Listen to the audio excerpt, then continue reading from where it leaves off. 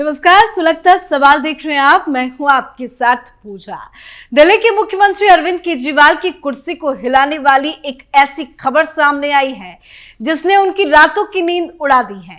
दिल्ली शराब घोटाले के आरोप में गिरफ्तार आम आदमी पार्टी के नेता और केजरीवाल के चहेते संजय सिंह को लेकर ईडी ने अपना अगला कदम बढ़ा दिया है, जिससे संजय सिंह के जेल में रहने का रास्ता अभी और भी साफ हो रहा है।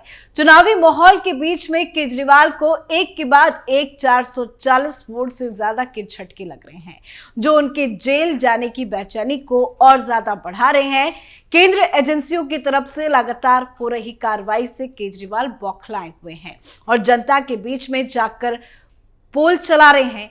लेकिन जब केजरीवाल और उनके नेता मंत्री जनता के बीच में पोल कराने में बिजी थे, उसी बीच ईडी ने बड़ा खेल कर दिया है।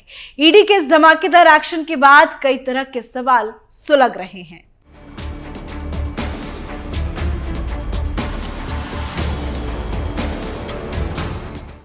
दिल्ली शराब घोटाले में क्या केजरीवाल की मिली भगत? ईडी की चार्जशीट के बाद अब संजय सिंह का क्या होगा? 60 पन्नों से खुलेगा केजरीवाल का काला अध्याय। क्या संजय सिंह के बाद केजरीवाल भी जाएंगे जेल? दिल्ली में सरकार चला रहे केजरीवाल अब अपनी सरकार को बचाने की सारी कोशिशें कर रहे हैं, लेकिन शायद वो ये भूल गए कि बुरे कामों का नतीजा भी हमेशा बुरा ही होता है। केजरीवाल को अब एक और जोरदार झटका लग गया है, क्योंकि केजरीवाल के चहेते संजय सिंह के खिलाफ ईडी ने 60 पन्नों की चार्जशीट को पेश कर दिया है। ईडी की चार्जशीट से और भी कई चौंकाने वाले खुलासे हुए हैं। दिल्ली में शराब घोटाले में गिरफ्तार संजय सिंह का अब बाहर आना काफी ज्यादा मुश्किल नजर आ रहा है। जिस तेजी के साथ ईडी की कार्रवाई चल रही है, उससे तो केजरीवाल के जेल जाने के चांसेस भी ज्यादा लग रहे हैं। आगे खबर में एक धमाकेदार खुलासा करें उससे पहले आपको बताते हैं कि ईडी ने अपनी 60 पन्नों की चार्जशीट में आखिर क्या क्या खुलासा किया है।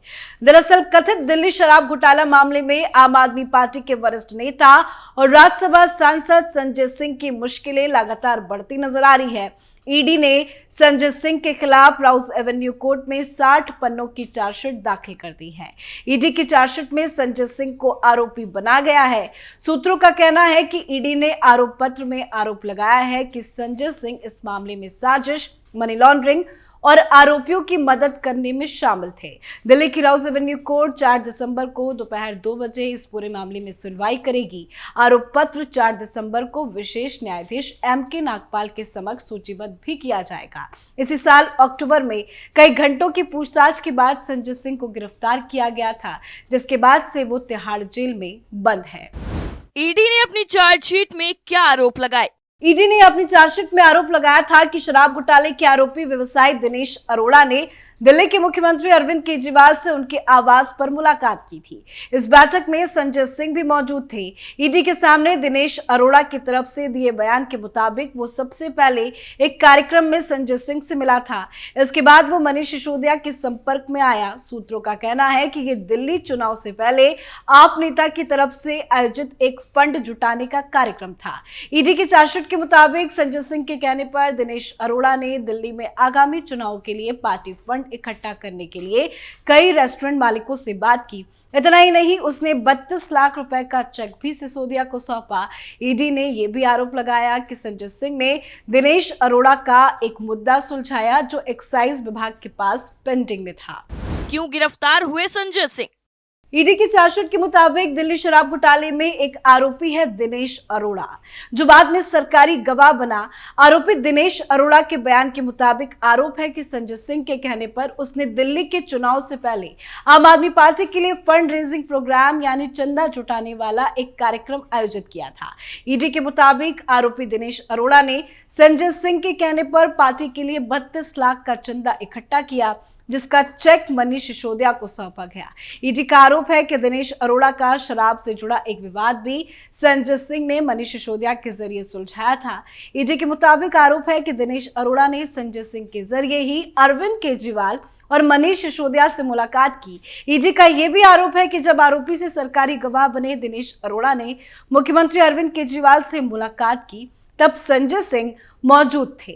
आम आदमी पार्टी के सांसद और अरविंद केजरीवाल के राइट हैंड कहे जाने वाले संजय सिंह को ईडी ने शराब घोटाले के आरोप में अक्टूबर में गिरफ्तार किया था। संजय सिंह की गिरफ्तारी के बाद अरविंद केजरीवाल उनके घर पहुंचे थे।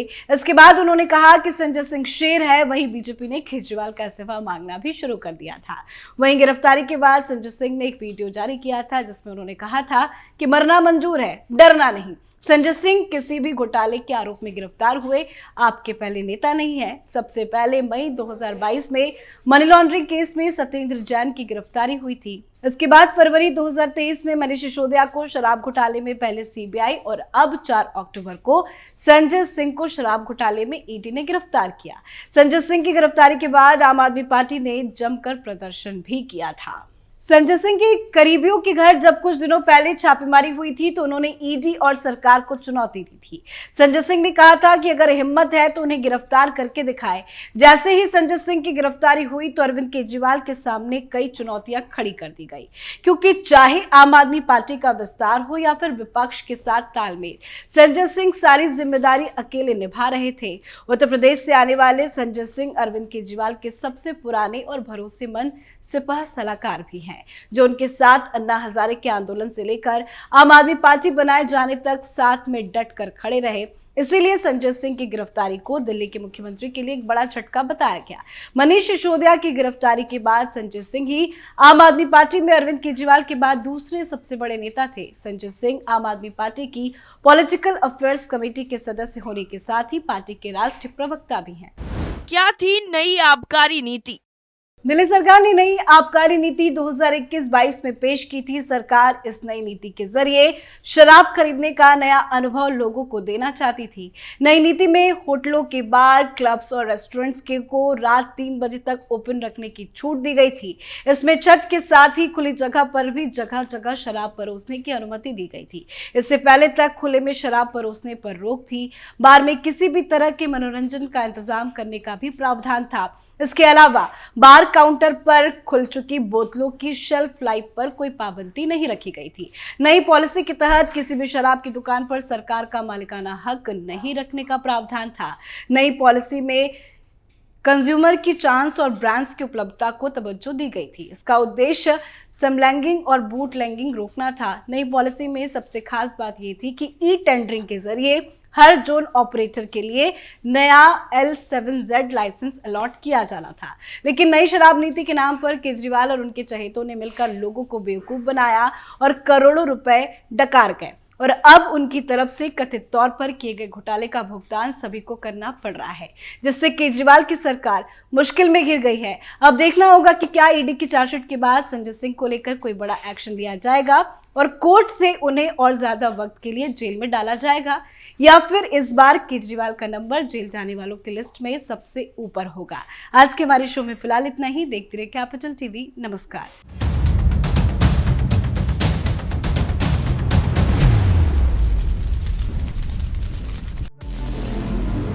हमारे व्रत, हमारी परीक्षा, लक्ष्य तक पहुंचने की हमारी संयमित प्रतीक्षा।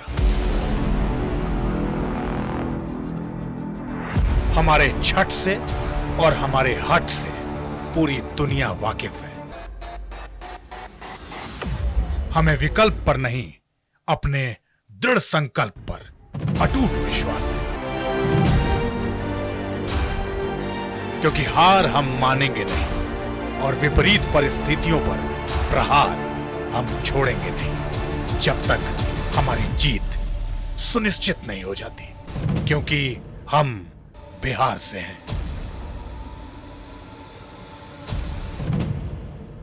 कैपिटल टीवी पर मैं अमित प्रकाश लेकर आ रहा हूं बिहार पर एक ब्रांड न्यू स्पेशल शो।